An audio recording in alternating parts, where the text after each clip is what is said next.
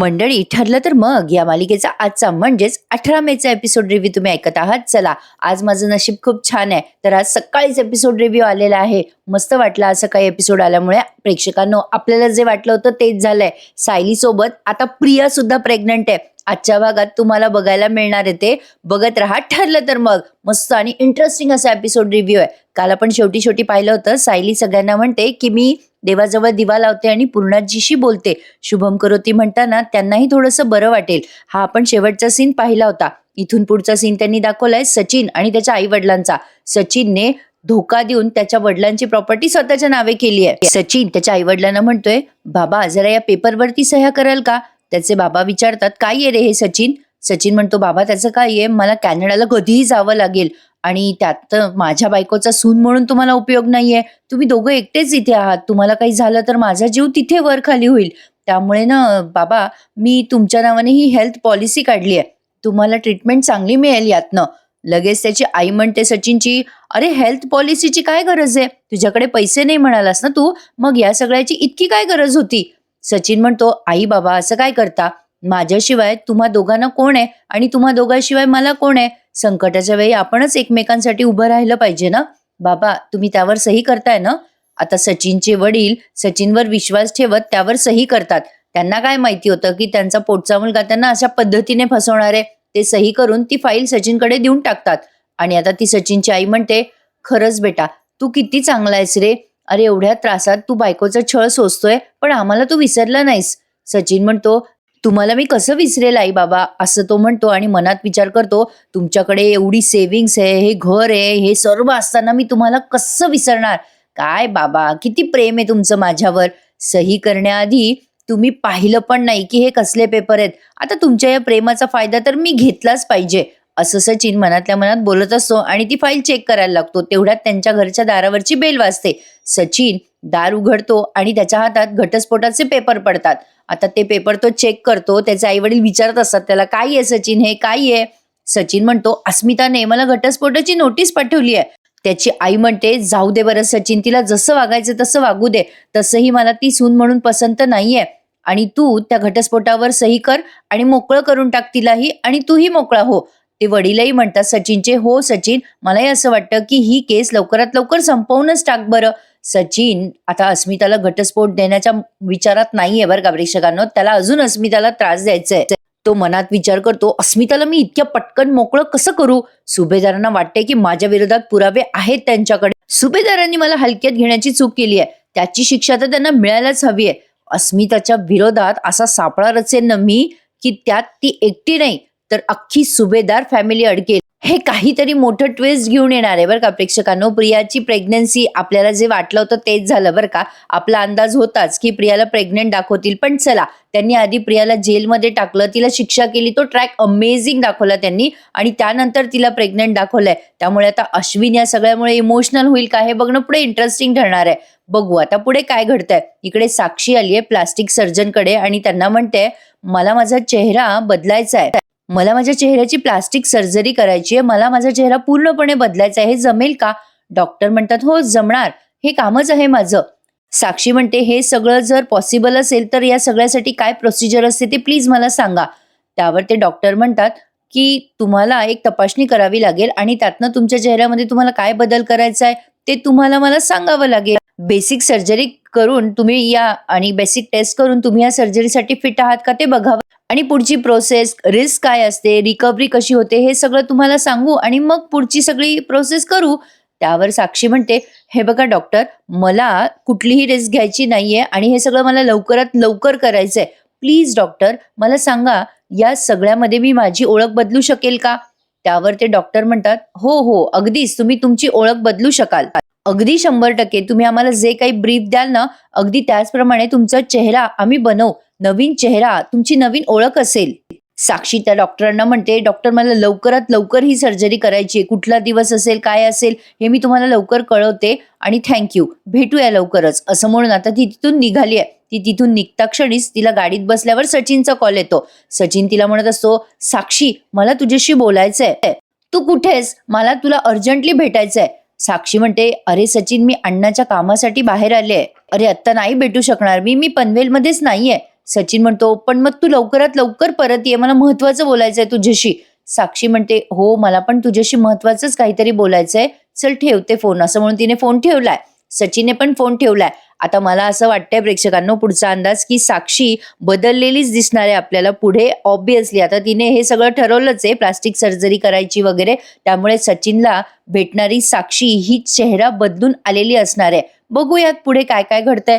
इकडे सायलीने पूर्णाजीला बोलवलंय. संध्याकाळच्या वेळेला दिवा लावून सगळेजण शुभम करोती म्हणतायत. सगळ्या लेडीजच आहेत तिथे. पूर्णाजी आहे, विमल आहे, कल्पनाताई आहे. शुभम करोती म्हणताना सायलीला छोटी तन्वी शुभम करोती म्हणायची ना पूर्णाजी सोबत, ते तिचे नेहमीचे भास व्हायला लागलेत. सायली त्या भासामुळे डिस्टर्ब होत असते. शुभम करोती, कल्याणम ही प्रार्थना आपल्याला ऐकू येते या सगळ्यांची, आणि छोट्या तन्वीची पण ऐकू येते मध्येच. हे असे ब्लॅक फोटोज तिला लहानपणीचे आठवत आहेत बरं का. पूर्णाजी तिला लहानपणी एक प्रार्थना शिकवायच्या ना, जसं आपण लहान मुलांना शिकवतो, दिवा लावला देवापाशी, उजेड पडला तुळशीपाशी, हे सगळं सायलीला छोटी तन्वी म्हणते असं मध्ये मध्ये ऐकू येतं.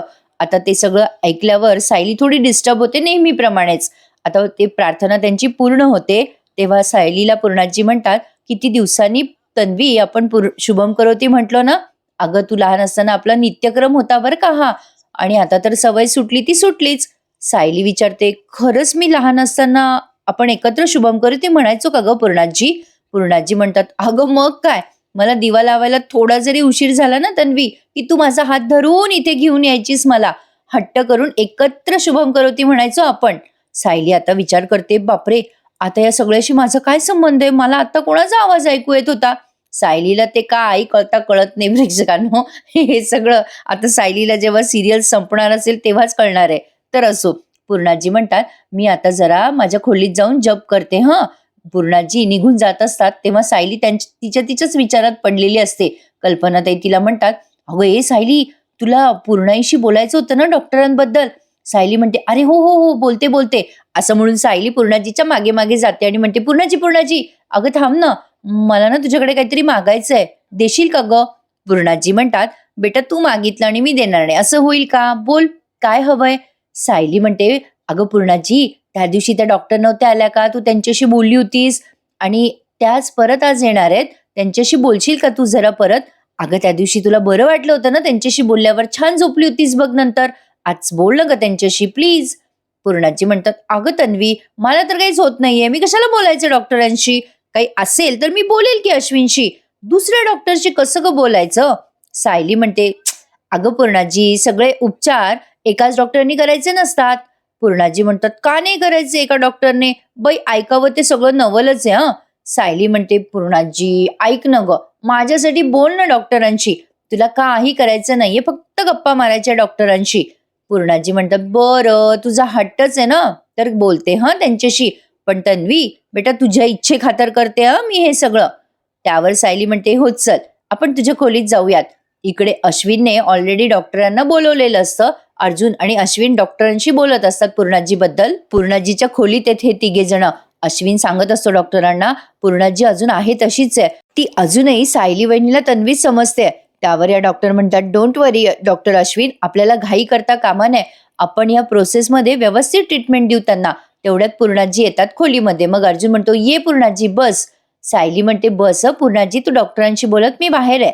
त्यावर पूर्णाजी म्हणतात, बरं. डॉक्टर आता त्यांच्याकडे बघून स्माईल करतात, त्यांना डेली रुटीन मध्ये असं विचारतात, काय चाललं पूर्णाजी, बऱ्या आहात ना, कशा आहात, आज तुम्ही काय जेवलात, असे एक जनरल क्वेश्चन त्या फ्रेंडली होऊन डॉक्टर पूर्णाजीला विचारत असतात. तर यापुढचा सीन त्यांनी दाखवलाय तो म्हणजे या प्रियाचा, बरं का प्रेक्षकांनो. प्रिया महावस्ताद आहे, ती काही सुभेदारांचा पिच्छा सोडणार नाहीये, आपल्याला थोडी थोडी कल्पना होतीच, तसंच एक्झॅक्टली झालंय. प्रिया अजिबात खाय प्यायला तयार नसते, तर आता तिथेही डॉक्टरांना बोलवण्यात आलंय जेलमध्ये. ते डॉक्टर प्रियाला चेक करतात आणि विचारतात कॉन्स्टेबलला, हिने कधी खाल्लं होतं शेवटचं? ती कॉन्स्टेबल सांगते, अहो इथं आल्यापासून ही काही खातच नाहीये, हिला कितीही समजवा ही ऐकतच नाहीये आमचं. त्यावर डॉक्टर म्हणतात, असं नाही, कैद्याची तब्येत बिघडली नाही पाहिजे, ही आपली जबाबदारी आहे. हे बघ ए मुली, तुला काहीतरी खावंच लागेल बरं का. प्रिया आता तिथे अशी आडवी झोपलेली आहे बरं का, आणि त्या डॉक्टरांना म्हणते, त्यांची जबाबदारी आहे ना, त्यांनी बघून घ्यावी. माझा नवरा जोपर्यंत येत नाही, डॉक्टर अश्विन येत नाही, तोपर्यंत मी काहीच खाणार नाहीये. त्या प्रिया हट्टीपणा करते हे त्या डॉक्टरांना कळतं. ती डॉक्टर हुशार आहे बरं का, तिने काय गोड गोड बोललंय बघा प्रियाला. ती डॉक्टर म्हणते, "अगं, असं करून कसं चालेल?" प्रिया तर डॉक्टरला म्हणत असते, "माझा नवरा येत नाही तर मी काहीच खाणार नाही." डॉक्टर म्हणतात, "अगं, पण तुला असं करून कसं चालेल? तू जर नाही खाल्लंस, अशक्त झालीस तर तू तुझ्या नवऱ्याशी बोलू शकणार नाही." प्रिया म्हणते, "मला काही होत नसतं." त्यावर डॉक्टर म्हणतात, "अगं, असं नसतं बेटा. अगं, तुला बघ किती विकनेसपणा आलाय. तुझा नवरा जर तुला भेटायला आला तर तुझ्या तोंडून एकही शब्द फुटणार नाही." प्रिया आता पटकन उभी राहते आणि म्हणते, "नाही, नाही, असं नाही झालं पाहिजे. अश्विन आल्यावर मला त्याच्याशी बोलता आलं पाहिजे.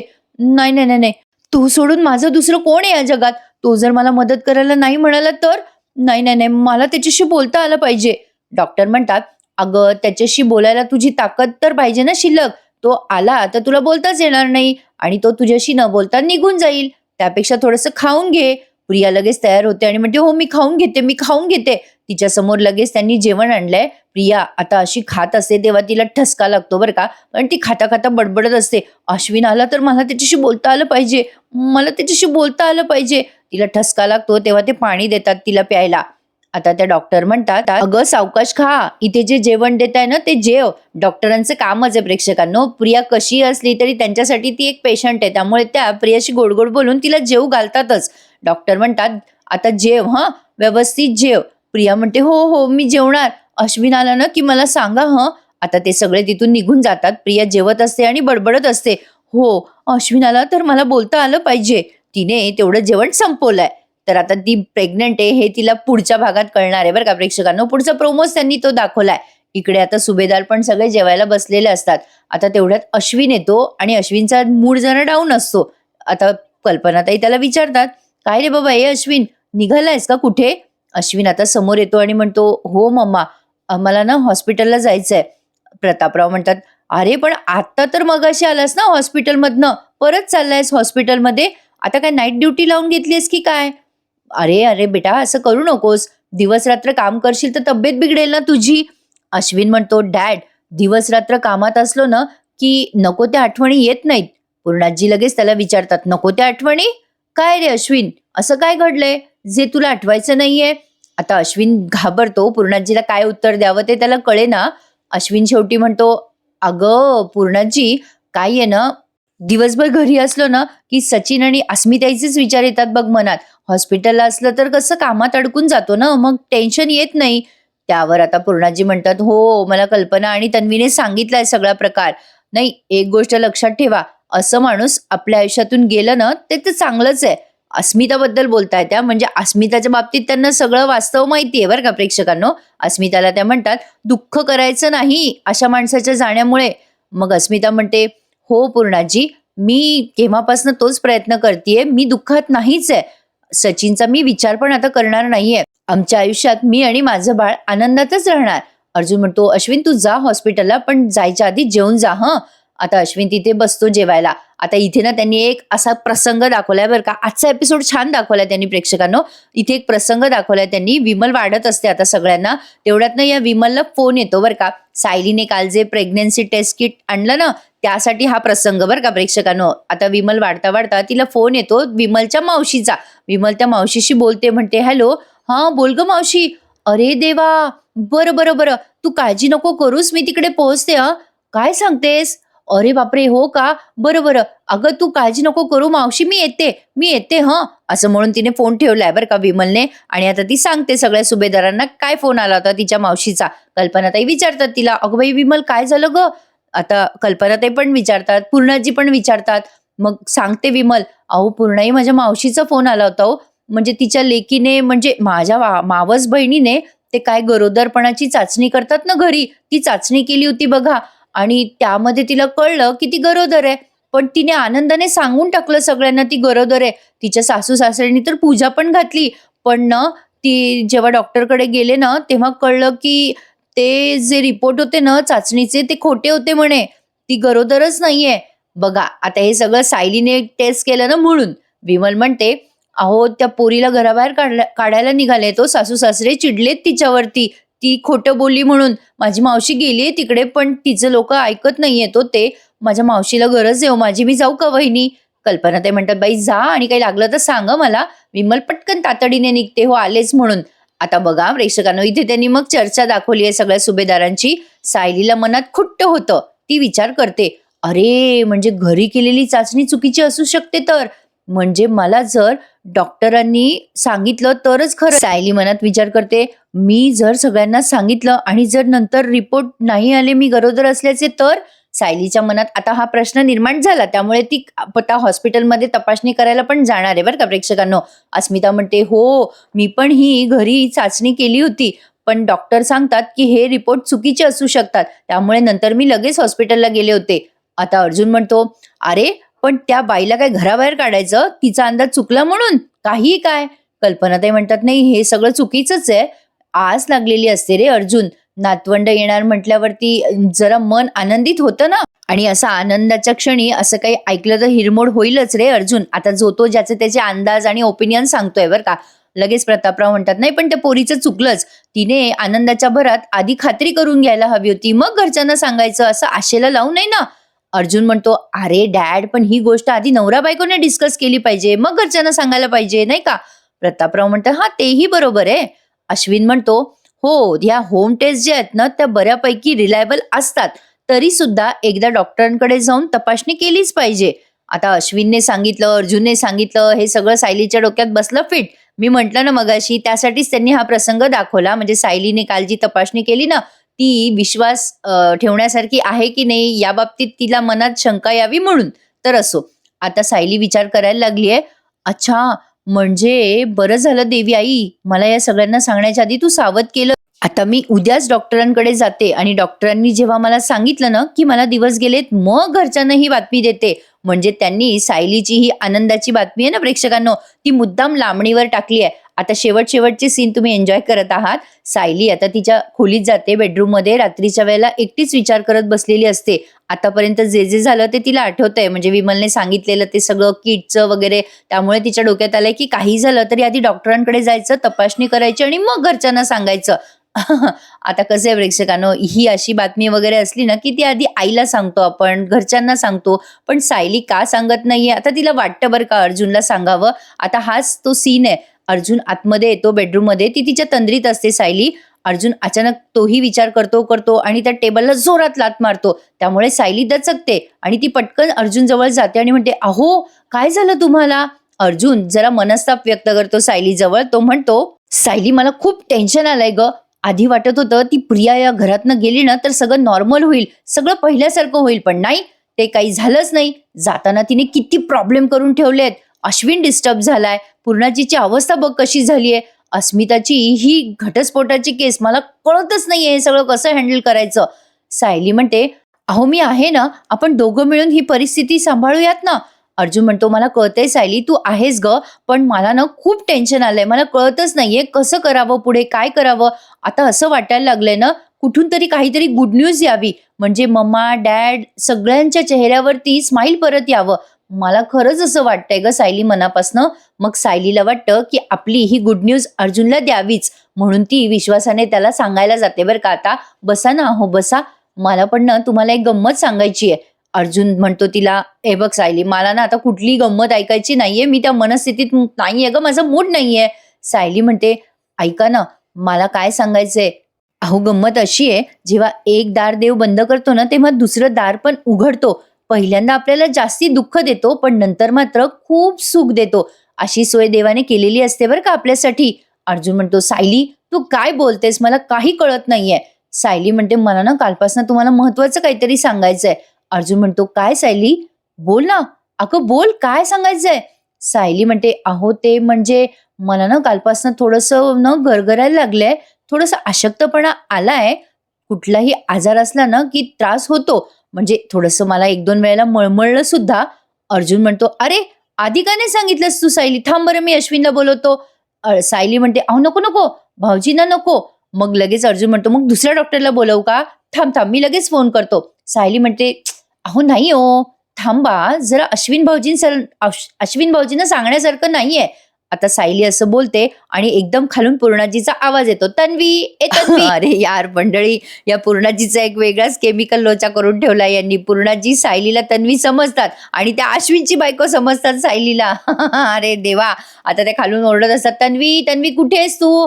आता अर्जुन विचार करतो, अरे देवा परत काय झालं पूर्णाजीला, चल लवकर खाली. सायली आणि अर्जुन पटकन खाली यायला निघालेत. इकडे तोपर्यंत प्रतापराव, कल्पनाताई, अस्मिता तिथे गोळा झाले पूर्णाजीच्या भोवती. पूर्णाजी म्हणतात, काय रे प्रताप, तन्वी कुठे आहे? मी तिच्या खोलीत गेले, तिथे ती नाहीये. स्वयंपाकघरात पण नाहीये, कुठे गेली तन्वी? प्रतापराव म्हणतात, अगं तू एवढी काय पॅनिक होतेस पूर्णाजी? अगं सॉरी पूर्णाई, तू काय झालंय तुला एवढं? मग लगेच पूर्णाजी म्हणतात, मी गार्डन मध्ये जाऊन बघते. अस्मिता म्हणते, अगं थांब ना पूर्णाजी, अगं असेल तन्वी घरातच.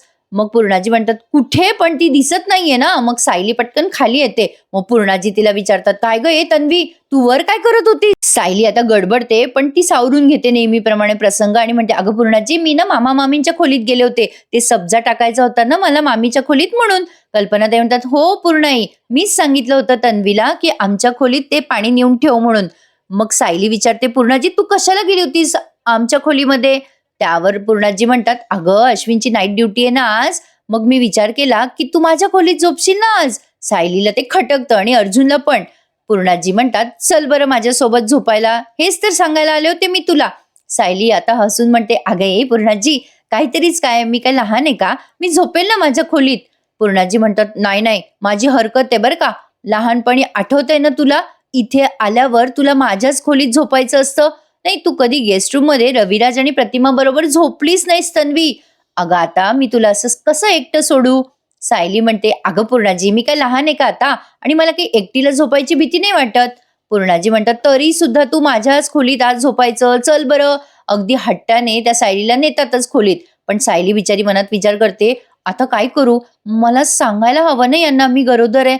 माझ्या मनातली शंका मी यांना कधी सांगू, कधी बोलू? तिच्या मनात विचार चालू असतात.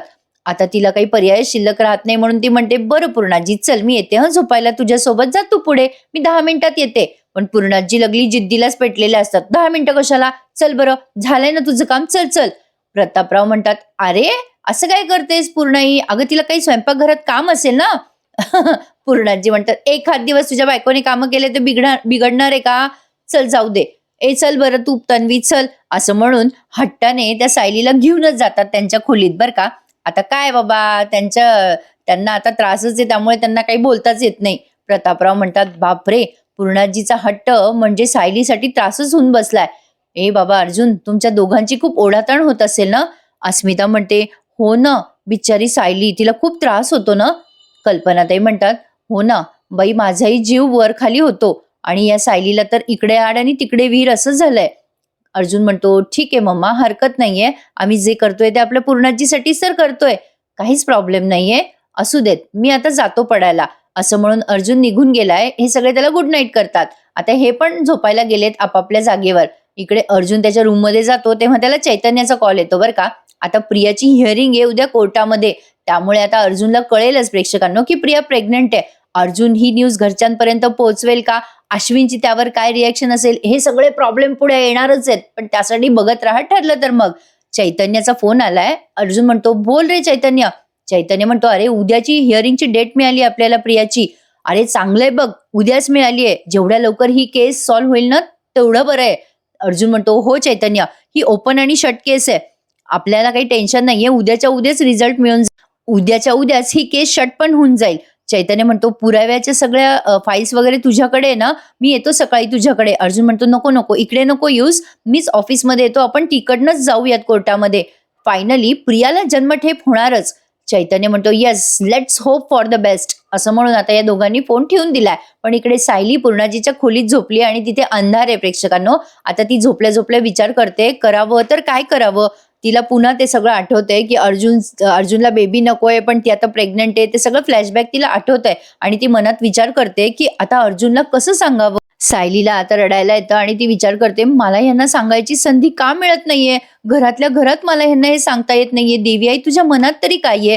आता इथल्या इथे सायलीच्या विचारांवर हा एपिसोड संपला बरं का. पुढच्या भागात आपण बघतोय की डॉक्टर सांगतात, कॉंग्रॅच्युलेशन सायली मॅडम, तुम्हाला दिवस गेले आहात, तुम्ही आई होणार आहात. सायलीला डॉक्टरांकडनं फायनली कन्फर्म झालंय. इकडे प्रियाला पण दिवस गेलेत. प्रियाला असं वाटतंय, की अश्विन आता तिला दिवस गेल्यामुळे तिला सोडवेल. बाळामुळे तो इमोशनल होईल. तुम्हाला काय वाटतं मंडळी? मला कमेंटमध्ये नक्की कळवा. आणि हो, जे काल लाईव्ह आले नव्हते त्यांना मी सांगू इच्छिते, की मी येत्या 2 दिवस म्हणजे बुधवारी आणि गुरुवारी जर एपिसोड 10 वाजेनंतर आला, तर संध्याकाळी एपिसोड देईल. कारण त्या दिवशी मी दिवसभर बिझी आहे. मी प्रवासामध्ये आहे. त्याचं कारण डिटेलमध्ये मी लाईव्हमध्ये सांगितलंय. ज्यांनी बघितलं नसेल त्यांनी आपल्या चॅनल सेक्शनवर जा आणि लाईव्हमध्ये जाऊन माझा व्हिडिओ नक्की बघा. तुम्हाला कारण डिटेलमध्ये कळेल. कारण आपला एपिसोड व्हिडिओ खूप मोठा होईल ना, म्हणून सांगत नाहीये.